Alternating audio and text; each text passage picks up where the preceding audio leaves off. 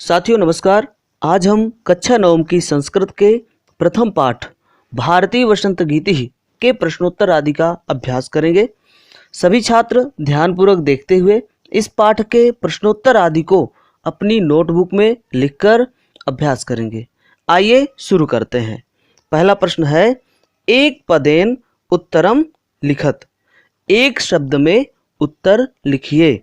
इसका पहला प्रश्न है, कवि ही काम संबोधयति। कवि किसको संबोधित करता है? उत्तर है वाणीम अर्थात सरस्वती को। अगला है, कवि ही वाणीम काम वादयितुम प्रार्थयति। अर्थात कवि वाणी को अर्थात सरस्वती को क्या बजाने के लिए कहता है? उत्तर है वीणाम, वीणा बजाने के लिए कहता है। अगला प्रश्न है, कीदृशीं वीणां निनादयितुं प्रार्थयति। किस प्रकार की वीणा बजाने के लिए प्रार्थना करता है? उत्तर है नवीनाम अर्थात नई। अगला है, गीतिं कथम गातुं कथयति। कैसा गीत गाने के लिए कहता है? उत्तर है मृदुम अर्थात मधुर। अगला प्रश्न है, सरसाः रसालाः कदा लसन्ति। रसयुक्त आम कब सुशोभित होते हैं? उत्तर है वसंते अर्थात वसंत ऋतु में।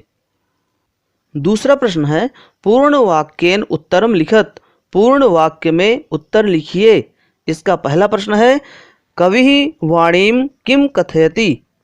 अर्थात कवि सरस्वती को क्या कहता है? उत्तर है कवि वाणीम कथयति यत् अये वाणी नवीनाम वीणाम निनादय। कवि सरस्वती को कहता है कि हे सरस्वती नई वीणा बजाओ। अगला प्रश्न है, वसंते किम भवति। वसंत ऋतु में क्या होता है? उत्तर है वसंते सरसाः रसालाः लसन्ति कोकिलाः च कूजन्ति। वसंत ऋतु में रस से युक्त आम के वृक्ष सुशोभित होते हैं और कोयल कूकती है। अगला प्रश्न है, सलिलम तौ वीणामाकर्ण्य कथम उच्चलेत। अर्थात जल तुम्हारी वीणा को सुनकर किस प्रकार उछल पड़े? उत्तर है सलिलम तौ वीणाम आकर्ण्य सलिलम उच्छलेत। अर्थात जल तुम्हारी वीणा को सुनकर क्रीड़ा करता हुआ उछल पड़े। अगला प्रश्न है, कवि भगवतीं भारतीं कस्याः तीरे मधुमाधवीनां नतां पंक्तिम् अवलोक्य वीणां वादयितुं कथयति।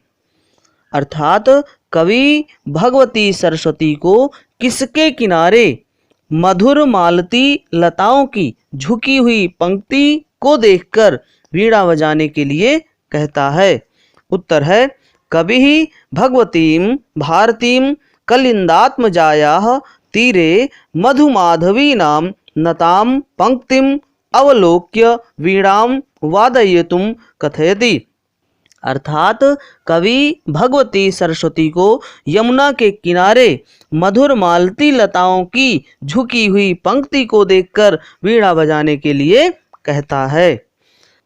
तीसरा प्रश्न है, क स्तंभे पदानि ख स्तंभे तेषां पर्याय पदानि दत्तानि तानि चित्वा पदानां समक्षे लिखत। अर्थात क स्तंभ में पद और ख स्तंभ में उनके पर्यायवाची शब्द दिए गए हैं, उन्हें चुनकर पदों के सामने लिखिए। इसमें पहला है सरस्वती। सरस्वती का पर्यायवाची होता है वाणी। फिर है आम्रम। आम्रम का पर्यायवाची होगा रसालः। फिर है पवनः। पवनः का पर्यायवाची होगा शमीरः। ये इसी के सामने ही दिया गया है। अगला है तटे। तटे का पर्यायवाची होगा तीरे। अगला है भ्रमराणाम। इसका पर्यायवाची होगा अलीनाम। इस प्रकार हम सभी पर्यायवाची शब्दों को पदों के सामने लिखेंगे। चौथा प्रश्न है, अधोलिखितानि पदानि प्रयुज्य संस्कृत भाषया वाक्य रचनां कुरुत। नीचे लिखे शब्दों का प्रयोग करके संस्कृत भाषा में वाक्य रचना करिए। यहाँ पर नीचे कुछ पद दिए गए हैं, इन्हीं पदों से वाक्य निर्माण करना है। इसमें पहला दिया है निनादय। निनादय का अर्थ होता है बजाओ। वाक्य बनाएंगे नवीनाम वीणाम निनादय, नवीन वीणा बजाओ। अगला है मंद मंदम। मंद मंदम का अर्थ होता है धीरे धीरे। इसमें वाक्य बनाएंगे वायु मंद मंदम वहति, वायु धीरे धीरे बहती है। अगला है मारुतः। मारुतः का अर्थ होता है वायु, तो इसमें वाक्य बनाएंगे मारुतः वहति, अर्थात वायु बहती है। अगला है सलिलम। सलिलम का अर्थ होता है जल। वाक्य बनाएंगे सलिलम शीतलम अस्ति, जल शीतल है। अगला है सुमनः। सुमनः का अर्थ होता है पुष्प। इसमें वाक्य बनाएंगे सुमनः विकसति, अर्थात फूल खिलता है। पांचवा प्रश्न है प्रथम श्लोकस्य आशयम हिंदी भाषया आंग्ल भाषया व लिखत। प्रथम श्लोक का आशय हिंदी अथवा अंग्रेजी भाषा में लिखिए। इस प्रश्न में प्रथम श्लोक का अर्थ हिंदी अथवा इंग्लिश भाषा में लिखना है, तो हम हिंदी भाषा में लिखते हैं। यहाँ श्लोक दिया गया है।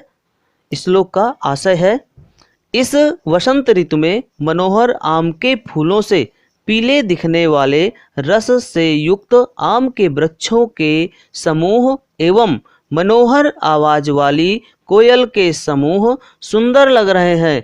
अतः हे सरस्वती नवीन वीणा को बजाओ एवं सुंदर नीतियों से परिपूर्ण गीत का मधुर गान करो, जिससे जनमानस में नई प्रेरणा का संचार हो।